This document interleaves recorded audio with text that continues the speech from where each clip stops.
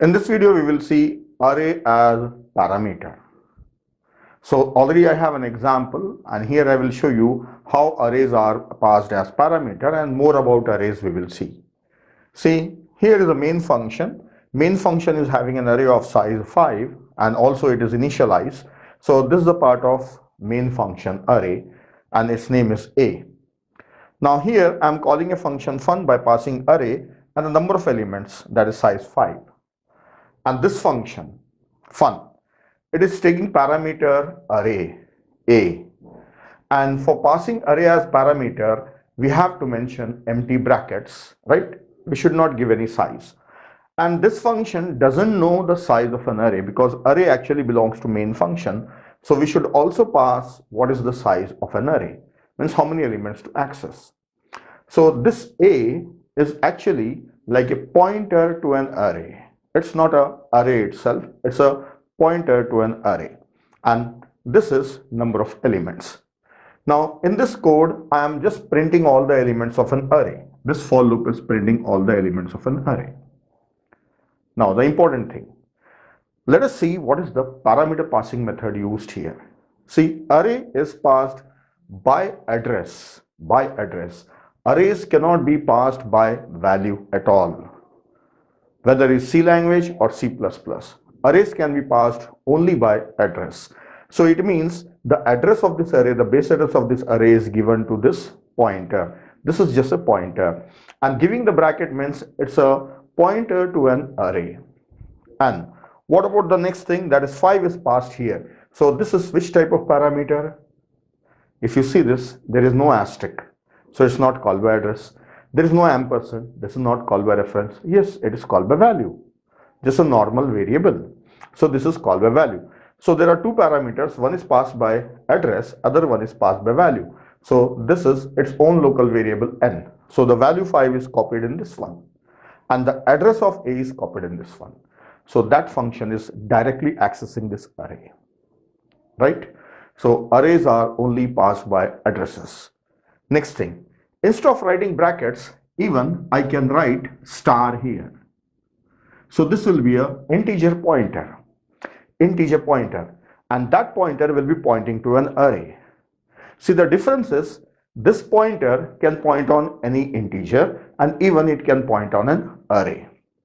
But if we were using brackets like this, then it means it's a pointer to array only. So when you want to be specific with arrays, then better use this one. And writing asterisk is a general method. This is array as parameter. Now one more thing. Inside this function, if I want, I can make changes to an array, and it will make changes to the actual parameter, that is the array of main function. So I'll remove this and show you if I make changes how they will reflect in this array.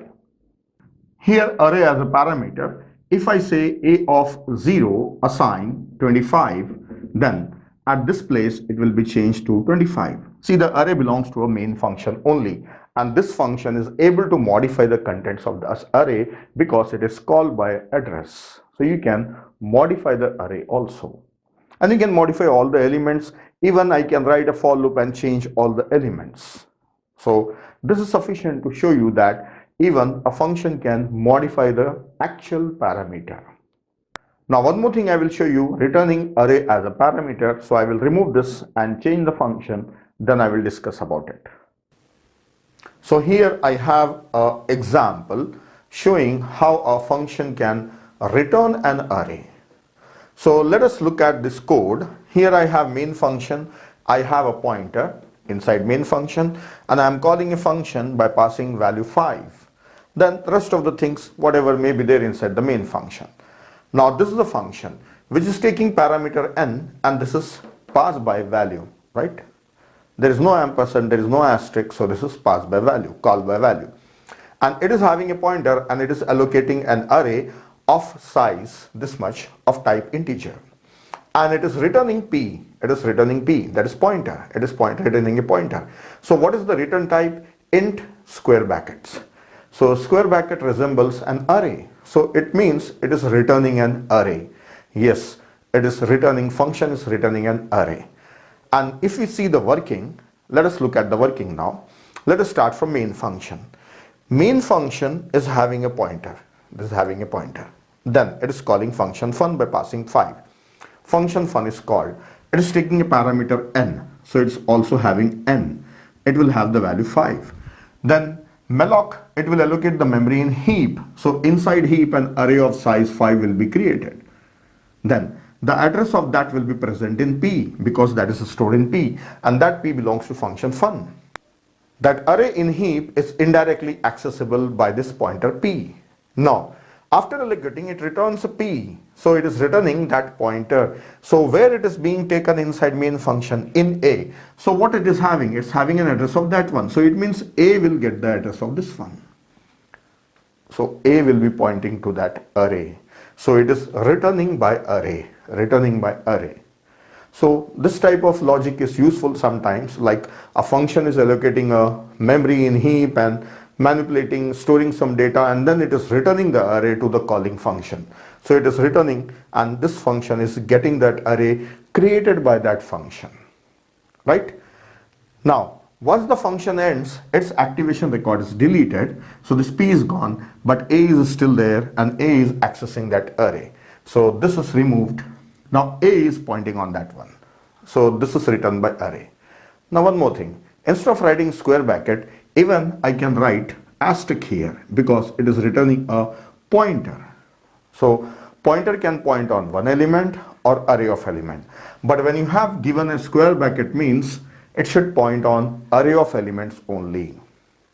That's especially for array. But you can use any of these, whichever you are comfortable. And if a square bracket is used, the code itself is readable, and from the code we can read that it is related to an array, right? So any one thing you can use. So that's all. This is how a function can return an array. So we have learned how a functions can handle array, taking as parameter and returning as an address of an array. So we may be using this type of code sometime in our course. So that's all in this video. In the coming video, I will show you how to handle structures in functions.